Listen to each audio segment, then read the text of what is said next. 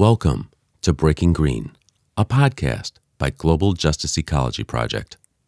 On Breaking Green, we will talk with activists and experts to examine the intertwined issues of social, ecological, and economic injustice. We will also explore some of the more outrageous proposals to address climate and environmental crises that are falsely being sold as green. I am your host, Steve Taylor. On this episode of Breaking Green, we will be talking with Mark K. Tilsen. Mark is an Oglala Lakota poet from the Pine Ridge Indian Reservation. He is the national pipeline organizer for the Indigenous Environmental Network. Since moving to Minneapolis a few months ago, he has been volunteering in his neighborhood and helping his neighbors keep their community safe from ICE. On January 7th of this year, Indigenous Environmental Network released a statement. The statement condemns the murder of 37-year-old mother Renee Good on a residential street in Minneapolis, Minnesota. It states masked officers in unmarked vehicles behaved as secret police using Gestapo-like tactics. The statement also mentions that over 2,000 federal agents, including ICE officers, have surged into the twin cities of Minneapolis and St. Paul. Residents on the ground described the surge of ICE officers as being tantamount to an occupation. Mark Tilsen, welcome to Breaking Green. Thank you for having me. On the ground there, what are you seeing? What I'm seeing on the ground is very much a collapsing of what we would call normal civic life. Most of the ethnic restaurants are closed. I went out to dinner the other day for the first time since ICE has been here, and it was shocking. It was like living in apartheid. And the only people who were out were white staff holding down the restaurants, service staff workers, and white patrons. And they were still, even then, having to lock the doors after every customer coming in and out. And there's a bunch of businesses that have already folded under this constant pressure and attack. I think that particular toll is devastating. The schools, many of the schools are closed, and many of that is creating a situation where people of color do not feel safe going to school. So even the schools that have remained open are seeing most of their people of color students switching to online school, and it's de facto creating this type of segregated reality that we're living through. Would it be accurate to say, and I think I hear you saying this, that people are being targeted because of the way they look and the way they speak, and not because there's a warrant from some court saying that you need to be removed? Am I accurate in my impressions there? I think that's highly accurate. I think that is highly accurate, and I would also want to emphasize that Bovino's been in town for almost 2 weeks, going on 3, and he said makes the claim that they're targeting criminals. And he mentioned 3 out of the 3,000 people that have been detained. He mentioned 3 by name, and saying that he has stacks of others. And what we're seeing on the ground is these judicial warrants, and that's really key. Judicial warrants signed by a judge to stand before the court for committing a crime are so incredibly rare that when they execute a judicial warrant, they usually launch an entire 60-agent operation around one judicial warrant. There are reports that I have read stating that American naturalized citizens, American citizens, their homes are being broken into without a judicial warrant being removed, that even hearing reports of trophy photos being taken, and then after the fact, and I'm referring to a gentleman, we saw pictures of him in his underwear out in the cold, that even after the fact, they return him. And this is after, he claims that a gun was put to his daughter or daughter-in-law's head during this operation. But it was an error on their part, I guess they admit to. Or I don't even know if they admit to that much. I think yeah, and I think it's also a very ICE has no actual jurisdiction over U.S. citizens, and these guys aren't even officers, and they can't enforce traffic laws.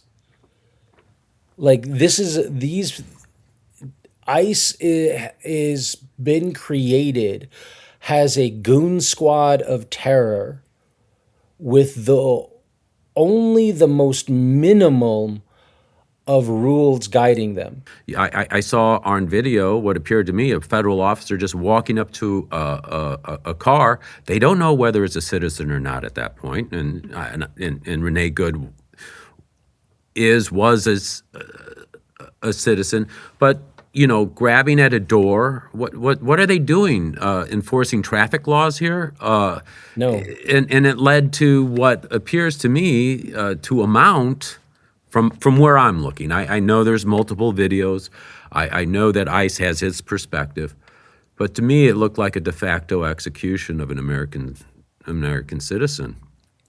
Like the one of the unspoken things is they want to kill anybody who opposes them. So they created that situation so it inevitably would have happened. To me, what appeared if what appeared to be several shots into the side of a window as the car appeared to be passing.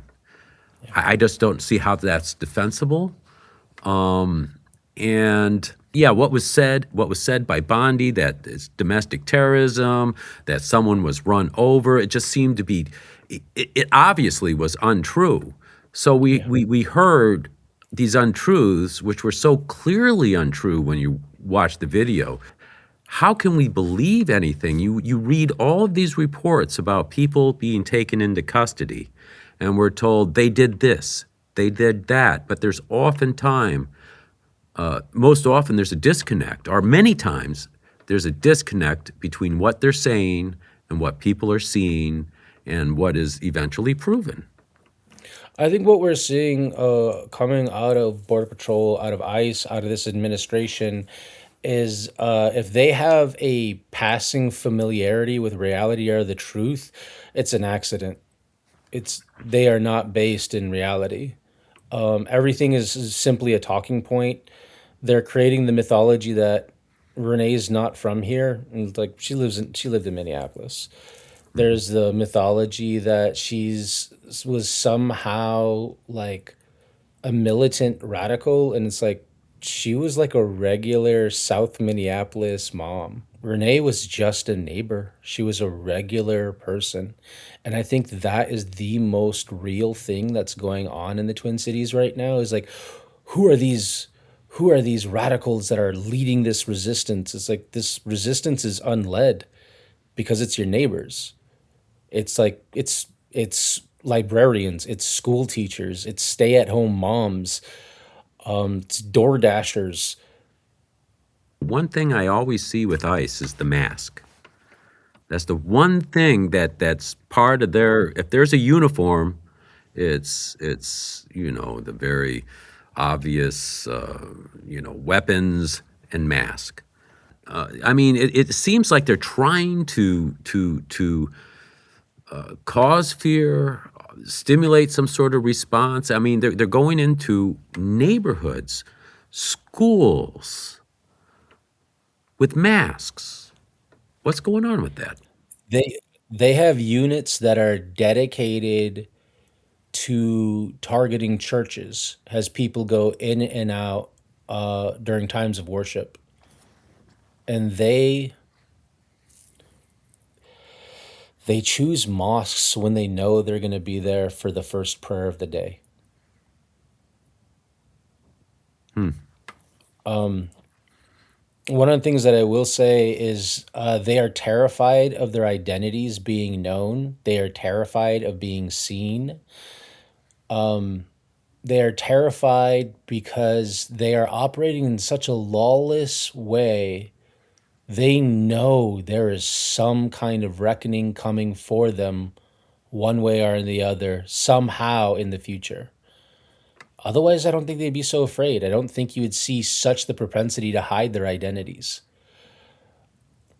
And even in that, like, if you were to take a moment and look at the shooting of Renee, and uh, all of the officers on scene walked away from the person who shot Renee. None of them ran to check his physical health or mental health, or even like the whole thing was something horrible just happened and I don't want to be near it. They literally walked away from him. One of the reasons we wanted you on this show is is there are reports that Native Americans are being taken, and they are now able to take people because of the way they look, speak. That's probable cause, it appears, to stop somebody. And as a matter of fact, there were several members of Congress. There's several members of Congress who have been asked about that, and in a New Republic article, Congressman Nels said, "Well, you should carry your citizenship papers." Yeah, I mean, like this was when we used to call right wingers fascists, this was one of the jokes that people would say, in irony. And the right wingers would say, "Hey, it's not actually like that. It's not that bad. You don't need. It's not Nazi Germany. You don't need to carry papers on you. You're exaggerating." And they would go on to say, like, only during times of voting, these checkpoints are not for that. It's not so bad, and it's literally that. I know Lakota people have been abducted. I know of one Dakota person who is abducted and then brought back for processing. And we know of one person, he's Anishinaabe, but he wasn't enrolled up at Red Lake, but he was a Red Laker. He was abducted, and then it was only released after his family was able to get a lawyer to bring in his birth certificate. And one of the things is like when we're saying, like, again, I know it sounds like they're grabbing everybody, but like if we're going to be really clear, they're grabbing people who have visas. They are grabbing people who have green cards. They are grabbing people who are in compliance with their immigration status and proceedings. So these people are in compliance, and they're trying to go through the process, and they're being taken with extreme aggression and cruelty. And then, Native Americans who have tribal identification, reports say, try to show tribal identification, and they're told it's fake and taken in as well.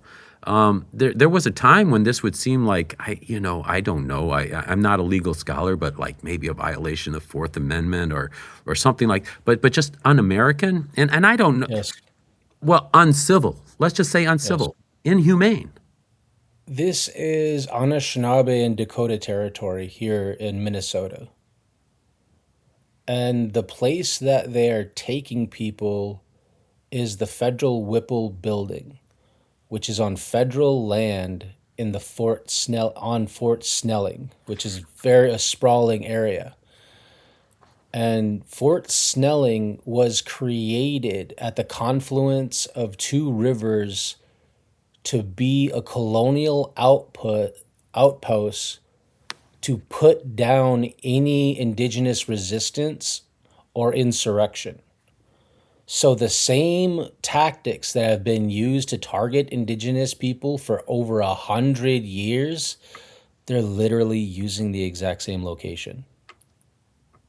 This has never been about immigration.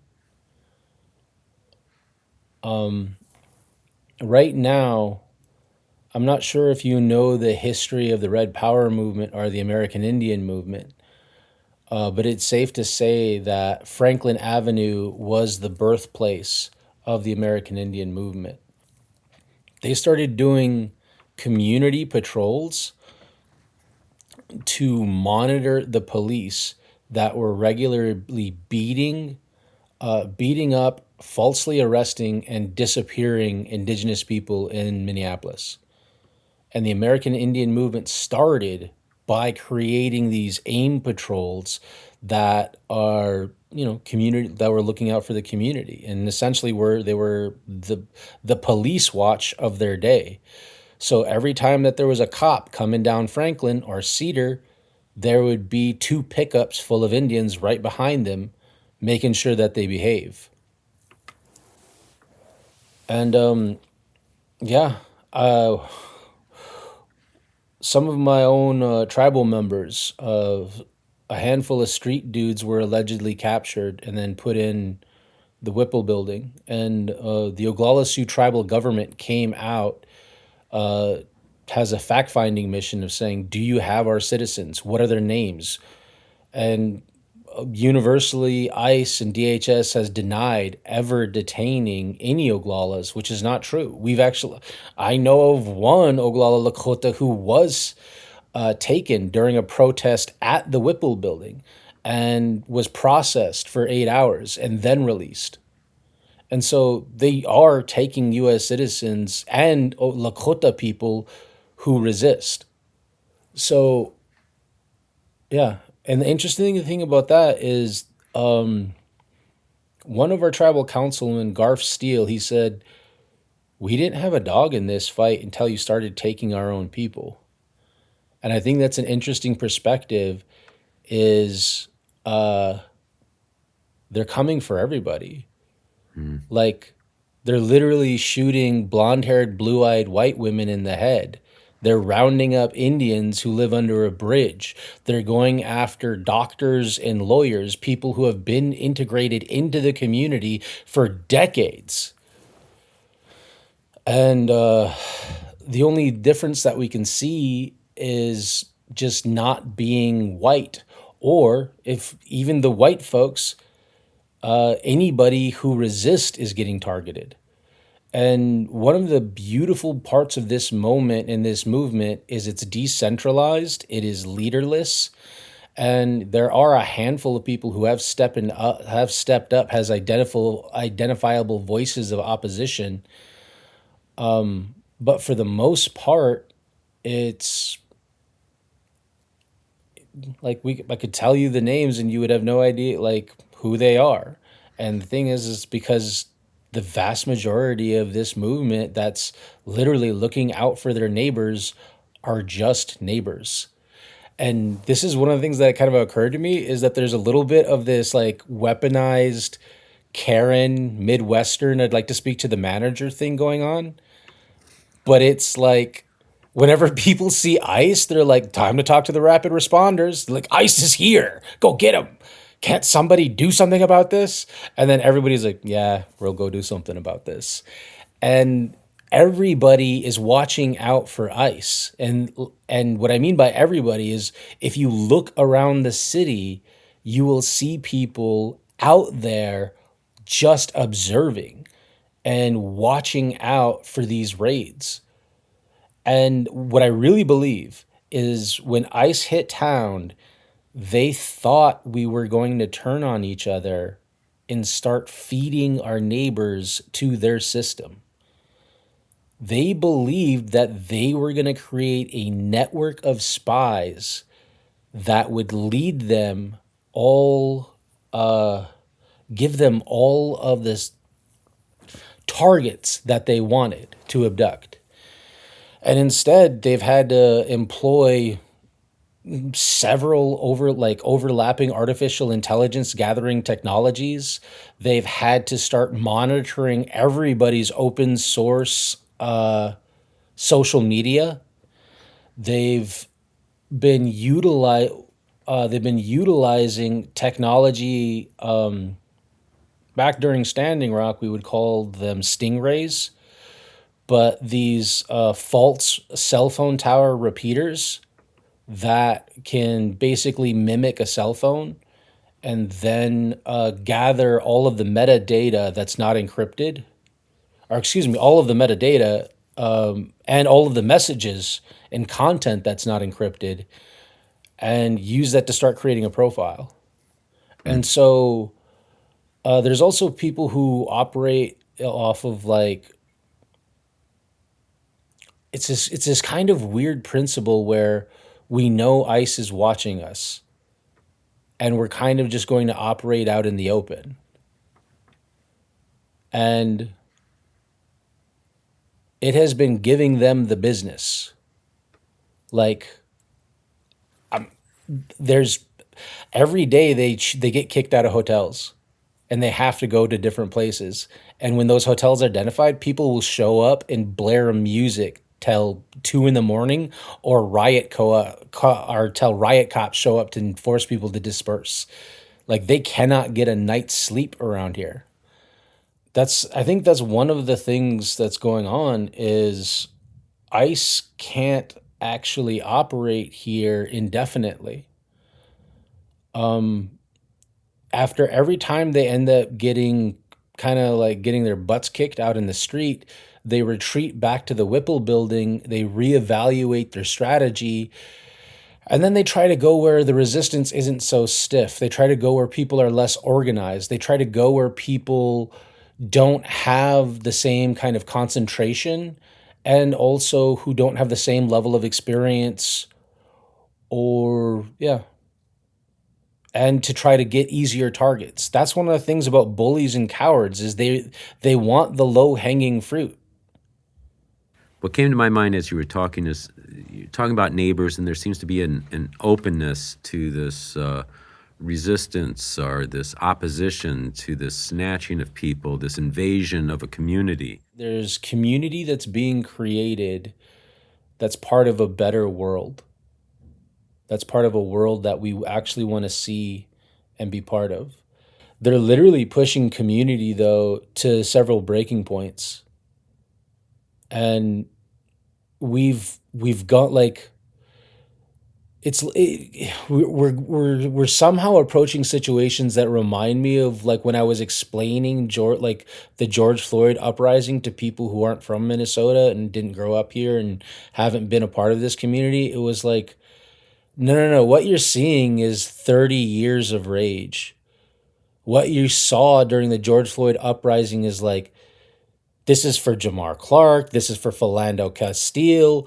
Like this has been a building point. And I think ICE has to recognize like there comes a limit of how far you can push people. And yeah. I would say as a person originally from St. Louis, Ferguson, Yeah. the response to that wasn't just about Michael Brown. The Right. response was built upon, a whole history there. And that's a very interesting observation. It's not one thing often that people are responding to. And I just see just a degree of cruelty, not just by the ICE agents in the field, but by what's being said. That the current president of the United States calling Somalis garbage. Yeah. I can't understand. It's just shocking to hear those words, and just the cruelty of being so aggressive for people who are following the law, going to their court hearings. And then the people who don't have documentation, but they speak in a way that might indicate that English may not be their first language, Yeah. or even people with passing white privilege who are trying to document an abduction or ICE operation, they would call it. Why can't we document that? Why can't we make sure it's on the up and up? And I would say the tendency for the administration, ICE and even representatives of the Department of Justice to say complete untruths about what happened really necessitates that people record this themselves. If Renee Good's murder wasn't recorded, we would have a completely different understanding or misunderstanding of what occurred there. Yeah, I think you're absolutely right. And it's like that's one of the fascinating things about the like the people who are being a legal observer and the phones and the recording, they can't really lie anymore. And it's not just down to the police's body cam footage or whether or not they turned it on or whether or not that footage was deleted or doctored, because there are so many people with phones and cameras who are recording constantly. The point is not about whether this is done legally. Again, this is basically a regime enacting a plan of terror to try to beat a community into submission, and the community is saying no, we are still going to resist, we are going to keep resisting. And I think that is how you oppose authoritarianism. I think that's how you oppose fascism. I think that's how we, try to build and imagine a better world by living it through this fight. And it's one of the things that I try to tell people is like, you know, I come from a Lakota warrior tradition. I've done some activist stuff. I've put myself in harm's way more than once. I've never been this afraid of being killed or arrested or beaten or taken and disappeared from my family. Not like this. This is something else. And I've had to go out and operate through the fear and with the fear. Before, I kind of had this bravado and mythology about myself, where I could, like, force myself into whatever the next thing was. And now I have to feel my torn ligaments, my older bones, the gray hairs popping in my head. I'm slower than I ever was. And yeah, we're doing this as incredibly imperfect people and very frightened people, and we're still doing it.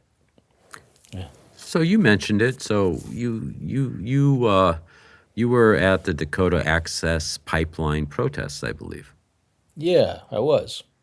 And I spent months on the ground there, and kind of was just like, I really wanted to be a strategist. I really wanted to be the guy who got, like, moved the little chess pieces together and, like, all right, we got a good plan, guys. Good luck, everybody, and then go home. And that ended up kept up not happening. I found myself in mini roles, and sometimes I was a leader, and sometimes I was just a person who tried to have common sense and analyze a lot of data points that were coming at us constantly, and a lot of disinformation and misinformation. And after Standing Rock, we tried to tell the entire country what a militarized police force targeting its citizens looks like. And we told them, they're going to shoot you in the face. You're going to lose your eyes. They're going to tear gas you and mace you. You're going to see military checkpoints. You're going to see people who are cops who move like an army. Mm-hmm. And all of that was in its infancy. And also, the scraping of social media back then had to be, you had to have like some interns or they're depressed nerds, like literally scrolling, like trolling through Facebook posts. And now it's all just scraped by AI, and they get a report at the beginning and the end of the day. I wonder if we're going to be on that report for Breaking Green. I guarantee you are. But I was not at the Dakota Access Pipeline. Yeah. Like I said, I watched very closely the Ferguson. Yeah. I was actually there at Ferguson different times. And what happened, I think, which really set it off initially was a very militarized police response. It was just a community. It was just a community then what I perceived was immediately what appeared to be armored vehicles, assault weapons. It was a military maneuver into Ferguson in response. You know, a young man was shot. He was left to lay for a long time in the street. Yeah. His mother wanted to see him, and reports are was not allowed, but he just laid in the street, and there's these big apartment complexes. Or there were some apartment buildings, and people could look right down on it. There was upset, but the response was very militaristic. Yeah. Sniper rifles, and we all know the story of Ferguson, or if not, you can Google it. But the tear gas, you know, I know of a student who was driving home from school, unaware that this was happening in their community, just driving home, and all of a sudden their car's being hit by wooden bullets. Just Wow. driving home, and just hit by wooden bullets.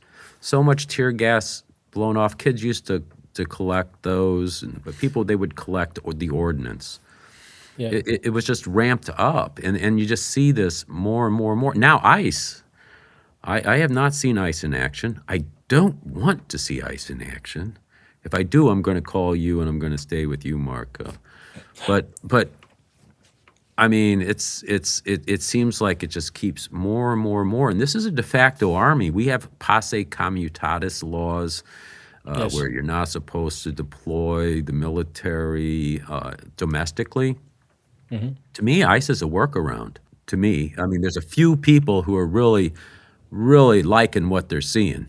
I mean, and I would say Stephen Miller, Yes. you know, Donald Trump, Yes. Bondi, they seem to really enjoy this. You know, the armed masked agents, the unmarked vehicles, people being taken, the non-judicial warrants, people breaking in the doors.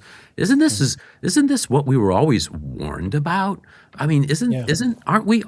aren't we almost, if not there? I mean, are we there? Yes.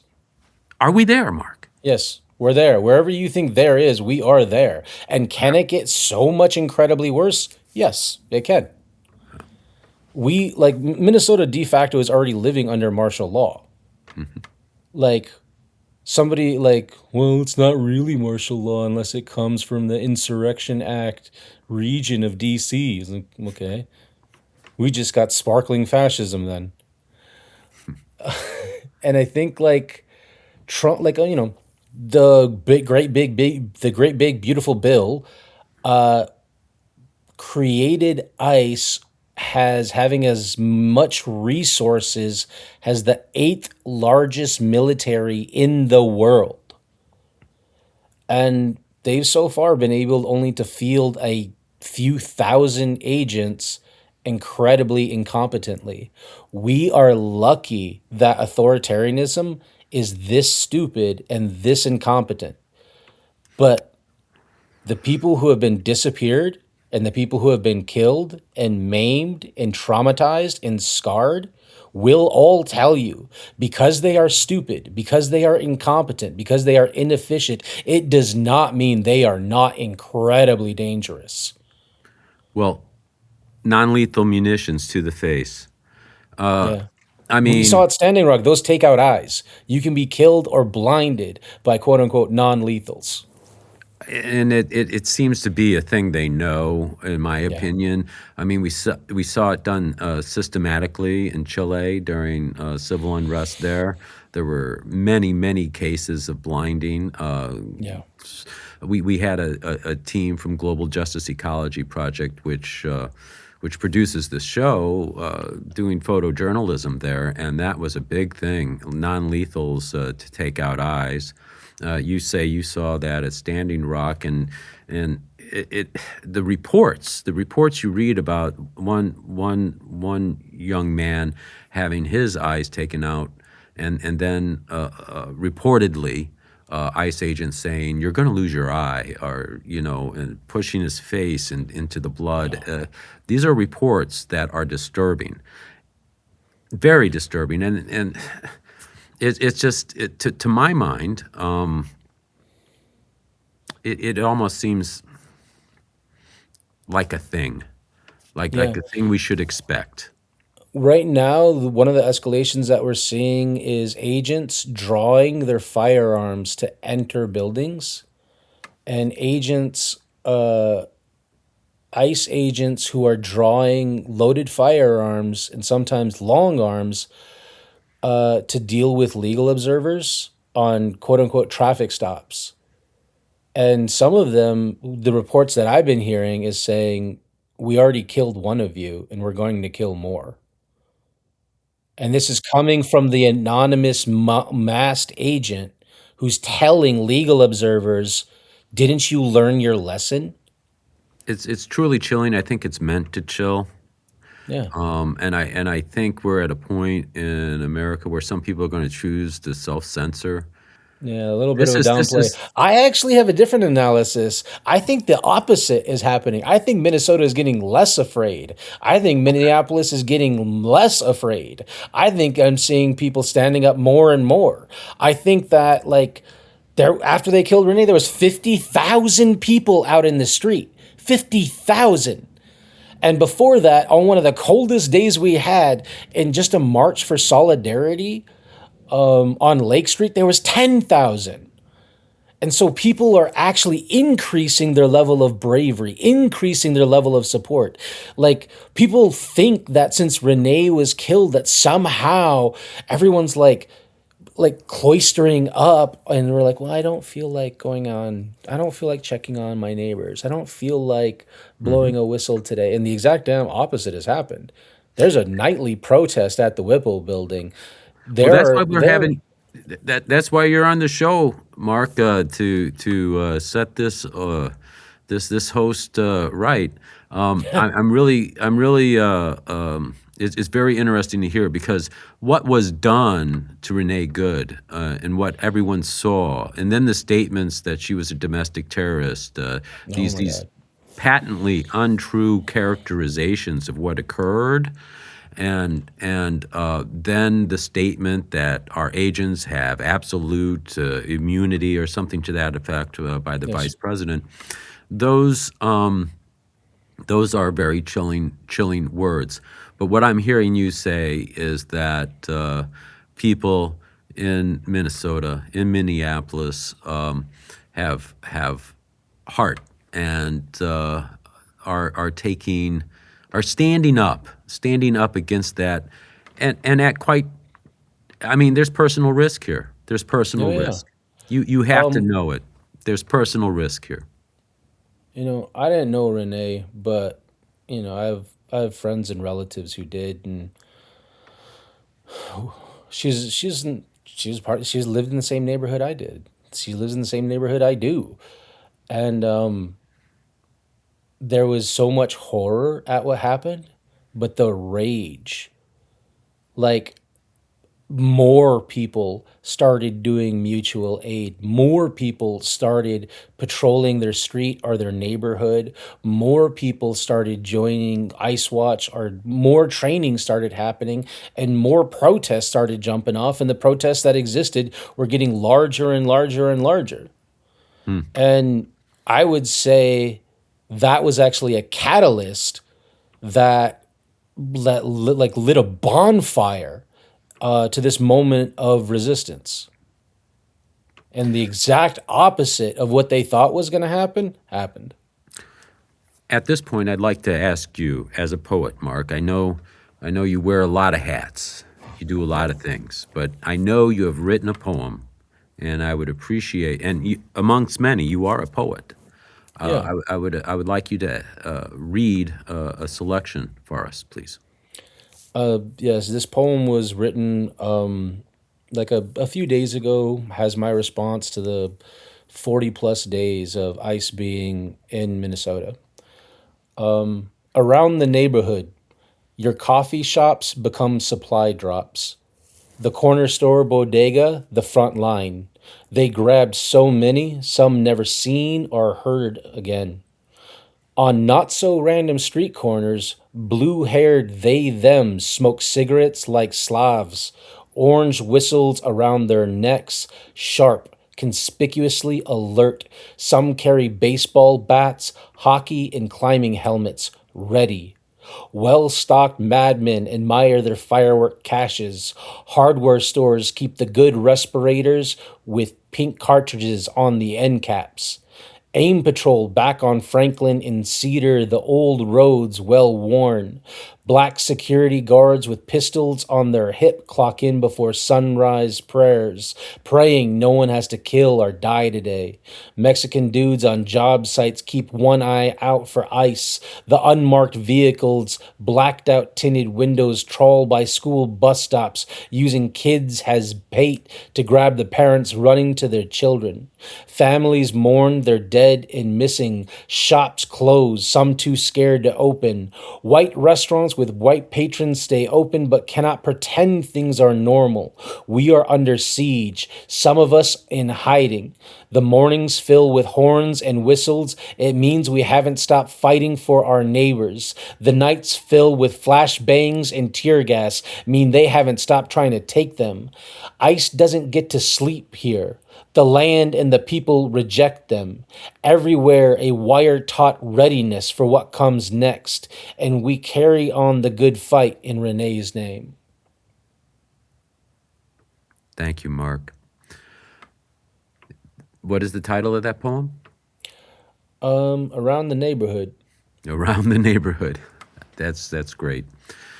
Mark, is there anything I didn't ask you that you would like to comment on? I think I would say the people of the Twin Cities are standing up and they are winning. Thank you so much for joining us on Breaking Green. Thank you. It's an honor to be here. You have been listening to Breaking Green, a Global Justice Ecology Project podcast. To learn more about Global Justice Ecology Project, visit globaljusticeecology.org. Breaking Green is made possible by tax-deductible donations by people like you. Please help us lift up the voices of those working to protect forests, defend human rights, and expose false solutions. Simply text GIVE, G-I-V-E, to 1-716-257-4187. That's 1-716-257-4187.